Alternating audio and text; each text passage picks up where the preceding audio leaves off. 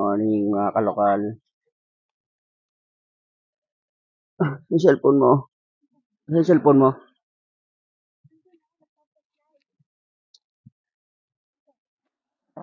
Ang dilim pa. Oras na ba?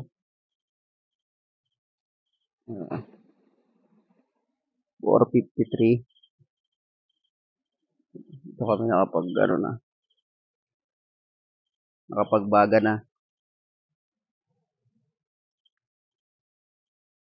Nakapagpabaga na. Kahit basa yung uling.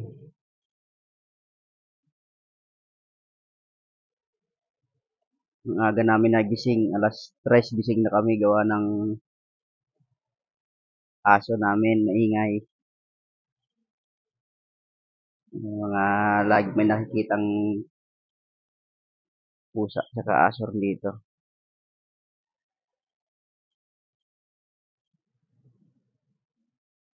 Ngayong isa, nag-uukay. Oh.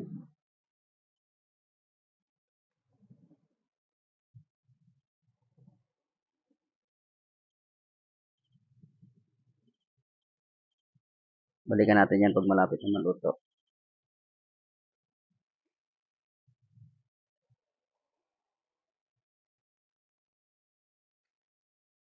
Yan, yung setup namin. Tapos, ayan, may ihawan.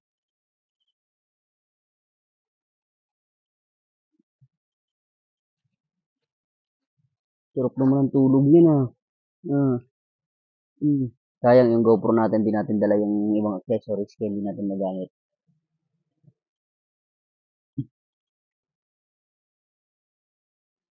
So, ayan guys. Kainit muna tayo ng tubig para makapagkape.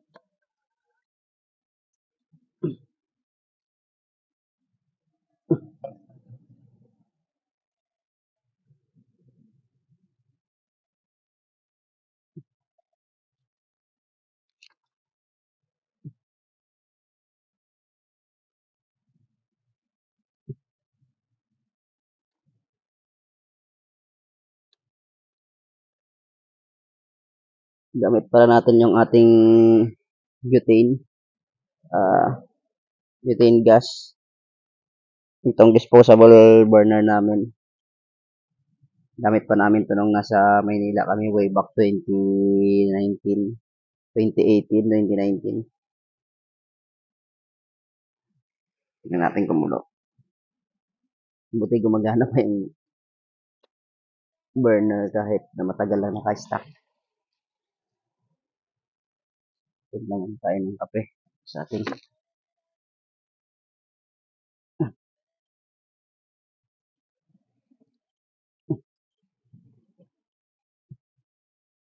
yan, iyaw na iyaw.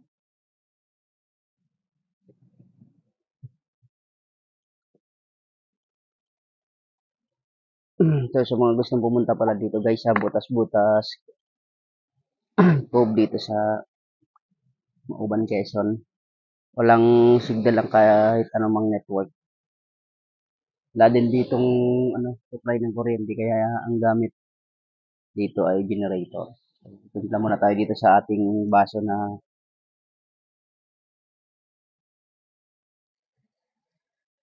souvenir natin sa First Manila Endurance Challenge. Hintayin lang natin itong kumulo.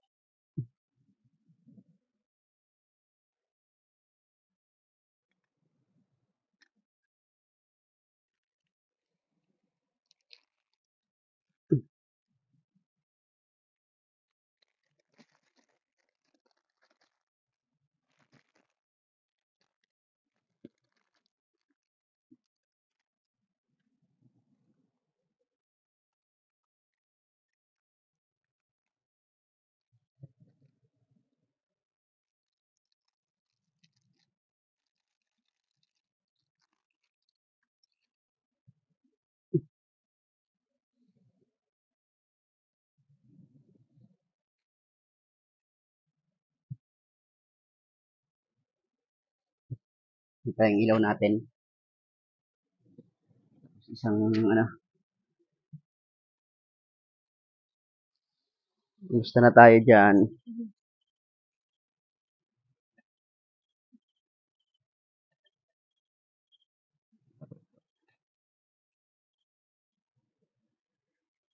Yan yung simpleng setup natin dito. Lagyan natin ito para kahit tumambon, hindi tayo mababasa agad.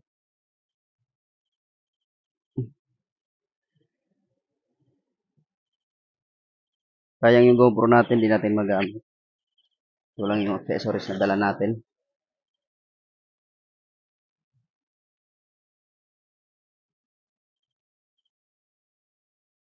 So, update tayo mamaya-maya.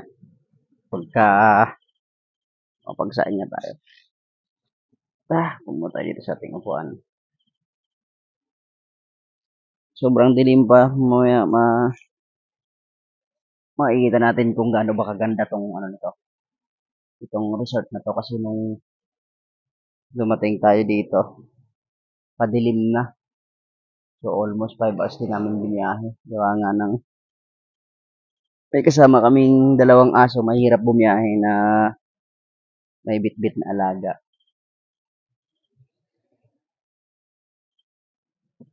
Gusto ko naman pagka nagka-camping, meron kasamang aso para kahit matulog ka sa gabi, medyo komportable ka. Medyo aware ka sa paligid mo, gawa nga ng nagbabantay. Yung napapansin niyo, ayan, yung mga ilaw doon sa part na yun. Bundok tong nasa harap din namin. Ayan, yung may ilaw na yun. Bundok yan. Sila din yan. Hindi lang natin sigurado kung anong ano. Tapos nandyan din yung ano, yung Naga Leisure Farm. Yung pinunta natin kahapon. Pero mas recommended ko sa mga lokal dito. Yung butas-butas. So, sana sa susunod matry din natin yung ano, yung Naga Leisure Farm yan. Malapit lang.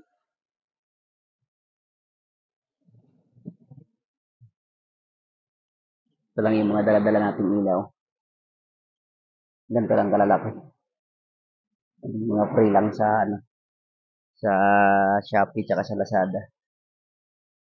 Suka, suka, come, come, come, come, come. Hmm, ano, gutom na ikaw? Gutom ka? Panggala ng gala.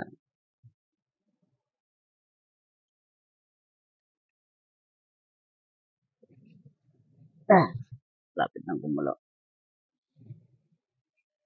Update tayo mga kalokal pagka medyo nagliliwanag na sa part na yun. Nakikita natin. Kaso lang hindi pa abot ng ating camera. So, medyo maliwanag na sa part na yun. Oras na ba?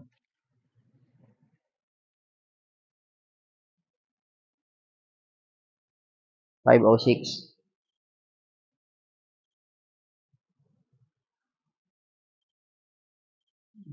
Sarap naman yan.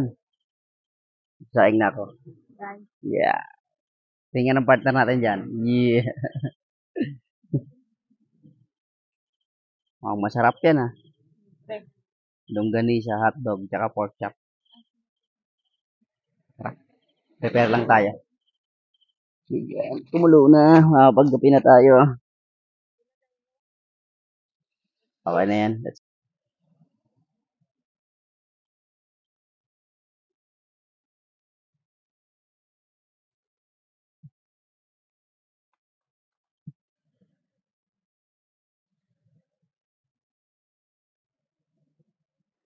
Sobrang tagal ng biyahe pala natin. Kulang yung gamit natin. Wala tayong kutsara. Ay, nakapag ano, pag-prepare. Maayos. Wala nga din kami nabiling uling. Buti na lang may mga naiwan dito na ano, uling kahit pa paano. Basa. Ito na lang pangalaw natin. Ang laki ng kutsara.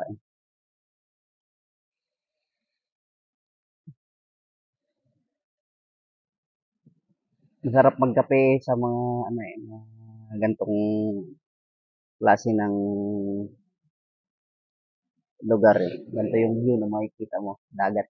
Dagat na dagat yung mismo sa harapan natin. Mamaya ipapakita natin. Baka mag-timelapse na lang tayo sa ating galang GoPro.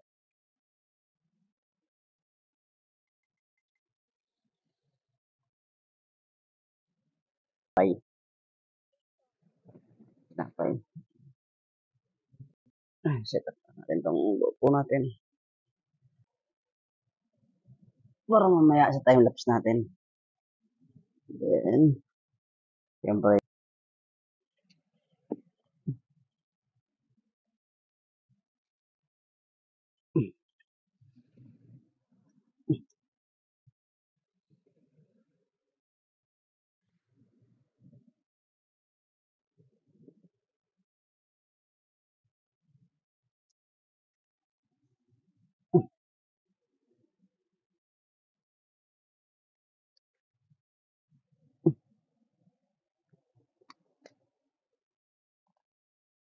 doon pa iwan saglit, magsasalang na ako ng kanin.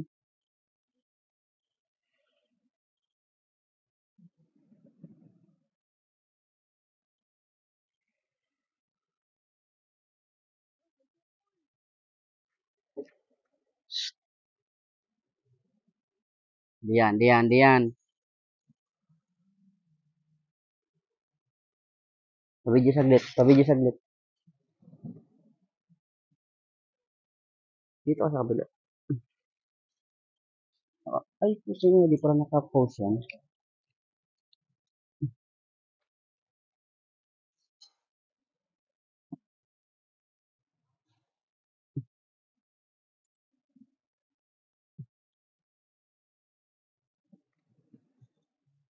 Parang apaw.